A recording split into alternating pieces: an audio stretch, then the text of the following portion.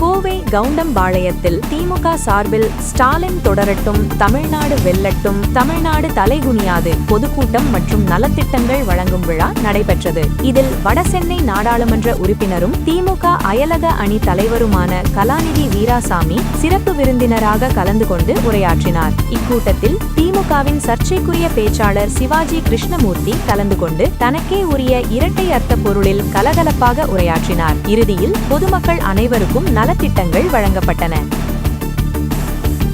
கோவை கவுண்டம்பாளையத்தில் திமுக சார்பில் ஸ்டாலின் தொடரட்டும், தமிழ்நாடு வெல்லட்டும், தமிழ்நாடு தலைகுனியாது பொதுக்கூட்டம் மற்றும் நலத்திட்டங்கள் வழங்கும் விழா நடைபெற்றது.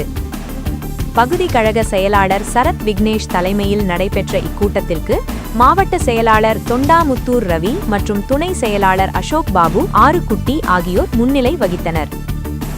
இக்கூட்டத்தில் சிறப்பு விருந்தினராக வடசென்னை நாடாளுமன்ற உறுப்பினரும் திமுக அயலக அணி தலைவருமான கலாநிதி வீராசாமி கலந்து கொண்டு உரையாற்றினார்.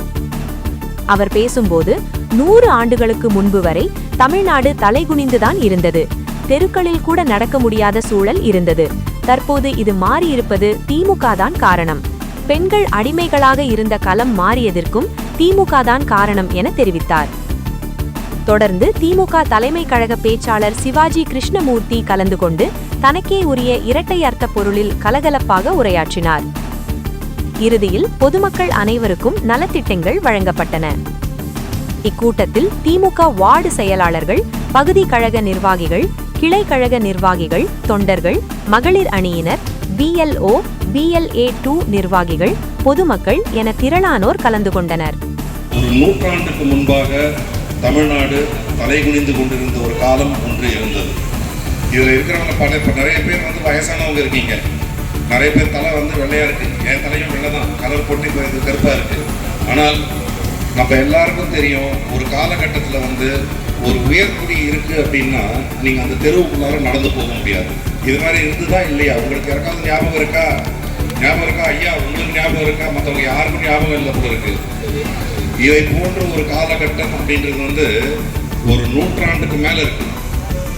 இங்கே பெண்கள் திரளாக வந்திருக்கிறீர்கள். என்னை எல்லோரும் சொல்கிறார்கள், நான் ஒரு ஆபாச பேச்சாளன் என்று.